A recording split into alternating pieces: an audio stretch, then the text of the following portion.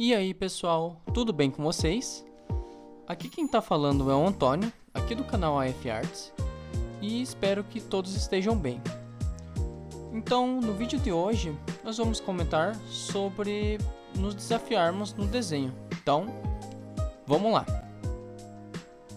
Bom, por que nós devemos nos desafiar no desenho? A gente pode começar se desafiando no desenho porque podemos descobrir coisas que nós não sabíamos que conseguimos fazer, né? Então, se a gente for mais ousado em querer fazer um negócio diferente, né? Uma pose diferente, uma perspectiva também serve, né? Como exemplo, vai ficar bem interessante o nosso desenho. Então, vai dar um repertório a mais à composição do desenho e também não vai ficar tão simples assim, né? O desenho vai realmente chamar mais a atenção do pessoal. E a gente pode também se basear no pensamento de um esforço a mais, ou seja, se a gente se esforça para fazer um desenho, vamos ter uma melhora, né, de qualidade do desenho. Então, quanto mais esforço e mais horas no desenho, não significa que você está demorando demais. Significa que você está fazendo um bom trabalho e que todo trabalho realmente leva tempo. Então, não tem por que se preocupar se você demora demais para fazer a pintura do seu desenho, né? Bom, um exemplo desse vídeo aqui, que eu resumi bem ele para vocês, ele ficou com 12 minutos de gravação, é que no total desses 12 vídeos que eu gravei, deu quase 10 horas de duração. Então, realmente não tem problema se desafiar, né? Vamos ter uma melhora de traço, a habilidade vai ficar mais refinada também, né? Conforme a gente for praticando, a gente vai conseguindo desenhar umas coisas diferentes, né? Que a gente pensa, né? E é isso. Então, é por isso que nós devemos nos desafiar. Qual é o problema de ficar fazendo as coisas que estamos acostumados? Bom, a gente fica na mesma coisa e costumamos não explorar coisas novas, né?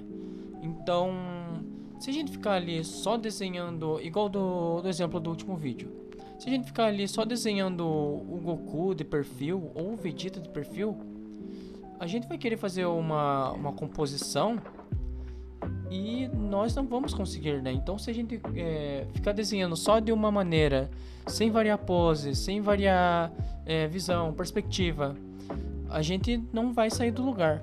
E os desenhos vão continuar os mesmos e não vão, né, atingir a dinâmica que a gente quer no desenho. Então, se apropriar de só um jeito de desenhar as coisas é ruim. Porque a gente acaba se acostumando com o pouco que a gente consegue fazer, né? Com o menos que o nosso cérebro preguiçoso quer fazer, né? Ele quer fazer só o menos. Só que a gente tem que fazer quanto mais coisa puder, né? Pra ficar mais interessante e deixar a preguiça do nosso cérebro de lado, né? Porque economizar energia não. Tem que fazer uma coisa decente, né? E desenhos iguais sem variações não costumam chamar tanta atenção assim. Um exemplo, na verdade. A gente pode postar um desenho de perfil com os tons desbotados, né? E a gente vai ganhar muito pouca curtida. Só pra comentar aqui também que não importa a curtida, né? O que importa é que você tá tentando se esforçar para fazer uma coisa bacana, que você se sinta satisfeito com você mesmo, né? Para que você não fique só na mesmice de desenhar rosto de perfil, todo durão, numa pose só a pose de frente, a pose do personagem de frente, né? Desenhar o personagem todo durão igual um boneco, né? Bom, nós podemos sair do que estamos acostumados usando fotos com variações de pose, sabe? Então a gente pode procurar referências de pessoas reais, saindo dos esboços 2D, né? Porque geralmente, falando por mim mesmo também, os artistas iniciantes, os desenhistas iniciantes, eles se focam demais em querer fazer o esboço da imagem. Por exemplo, a gente pega uma imagem de esboço. Daí o iniciante, ele vai lá e vai querer fazer o esboço igual tá na imagem de referência do esboço, que no caso nem é para deixar detalhado o esboço, né? E é só para usar como base, que o detalhamento a gente vai colocar por cima, né? Vamos colocar a line art por cima do esboço. Podemos materializar, né, nossos esboços, deixar eles 3D, utilizando esboço com caixas, com linhas, né, para não deixar eles todos quadradões, assim, cheio de pontas, né. Então é bem legal adicionar curvas no desenho, que deixa uma característica visual dos personagens bem interessante. E esse desenho aqui da Kobeni foi uma superação para mim, porque eu sempre desenhei no computador, né, desde que eu comprei a mesa, que foi no final de 2021, né. Então eu tô um tempinho já fazendo algumas coisinhas aqui no digital, né. E esse desenho foi uma grande superação para mim, porque o esboço eu achei que ficou legal. Ajustei algumas coisas ali para não ficar estranho, né. Sempre tava em cal com meus amigos, perguntando se estava proporcional, se estava ok as coisas. Perguntei em grupo de desenho também, né? Mandando, né? E foi isso. E eu tô gostando bastante do processo desse desenho aqui. De primeiro momento pode não ficar interessante, né? Porque geralmente quando a gente começa a fazer uma coisa diferente, a gente quer que o primeiro já saia bom, né? Bom, e como diz a minha professora de artes visuais, bom, vocês vão ter que fazer uns 1000 desses para ficar pelo menos decente, né? Então, o desenho é basicamente isso, né? Quanto mais treino, quanto mais tempo a gente dedicar para o desenho, mais rápido nossas habilidades vão crescendo, né? E eu falo isso ainda sendo amador, né? Sou um desenhista amador, mas que eu procuro me profissionalizar. Não sou nenhum profissional, né? Explicando aqui. Mas eu gosto de dar umas dicas assim pro pessoal se sentir motivado e sair das mesmas coisas, né, que estão acostumados. Bom, não aceite menos do que o que está na sua cabeça. Então, se você vai fazer um desenho, faça pelo menos parecido com o que você tem na sua cabeça. Porque se for para começar um desenho bom, com uma line art boa, né, com todo o esforço envolvido ali, não adianta nada você for lá e colocar uma pintura que não combina nada com o desenho, que as cores estão desbotadas, que a paleta de cores não casa. Então é isso, né? Cada dia mais treinando com poses dinâmicas, deixando o desenho mais interessante, né? E deixando proporcional, né? Utilizando a ferramenta do espelho no digital. E eu recomendo que use o espelho na vida real também, porque, né? É bom ver o contrário assim, porque contrasta bastante o lado que a gente tende a cair no desenho, né? Eu, por exemplo, eu vou pelo lado mais direito, né? O desenho fica torto para direita, mas eu tento dar o meu máximo para arrumar esse tipo de erro. Se a pintura ficar desbotada, refaz, dá uma visualizada ali, salva as imagens, testa para ver se não tá muito brilho, se não tá uma sombra muito escura do que o tom de pele da personagem, né?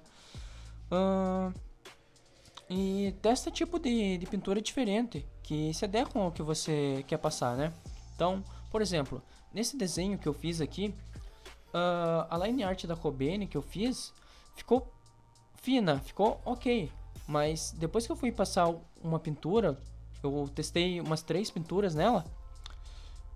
A primeira que eu fiz foi desbotada, ficou bem pálida a pintura. No dia eu achei bacana, só que daí depois eu fui vendo, comparando com as outras pinturas que eu fiz, e ficou realmente desbotado. E aí a line também, depois de um tempo, eu vi que estava um pouco grossa para um certo tipo de pintura, como o realismo. Realismo entre aspas, né?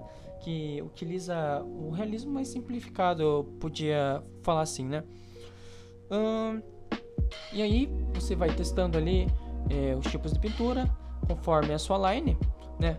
Tirando umas partes da line de dentro, deixando mais colorido, né? Trocando as cores, né? Do convencional do preto. Fica interessante também utilizar esse tipo de técnica na line art e também testar os tipos de pintura, né? Eu testei 3 tipos de pintura e esse final foi o que mais me agradou. Eu espero que vocês tenham gostado também da pintura final do desenho. Aqui nessa parte, pessoal, eu tava apagando as partes que ficaram em volta do desenho, colocando um pouco de sombra ali no tênis também, né? Só pra tirar aquelas partes amarelas ali do fundo também que eu coloquei, que eu gosto de colocar umas cores assim no fundo pra mim conseguir enxergar os tons mais claros, né, como o branco, né? Também dei um retoque ali na line do queixo, né, para diferenciar um pouco do preto convencional, como eu disse antes. E também na pele no geral, né, para não ficar muito pálida a pintura, né, para deixar ela um pouco mais chapadinha. E também fazendo esse tipo de pintura me fez perceber o tanto de tons que, se você adicionar na pintura, deixa o desenho mais interessante, né? Sair do básico, né, das cores primárias ali, né, das 12 cores ali que dá para formar, e colocando cores que não tem nada a ver uma coisa com a outra, né? Ali no cabelo eu coloquei um roxo, na sombra da roupa eu também coloquei roxo, no rosto eu coloquei roxo, coloquei algumas partes ali sombra avermelhado também, né, com airbrush.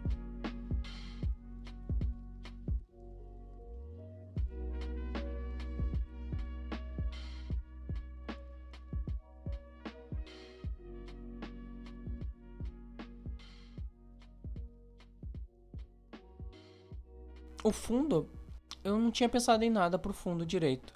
Eu fui testando ali umas screen tones, né?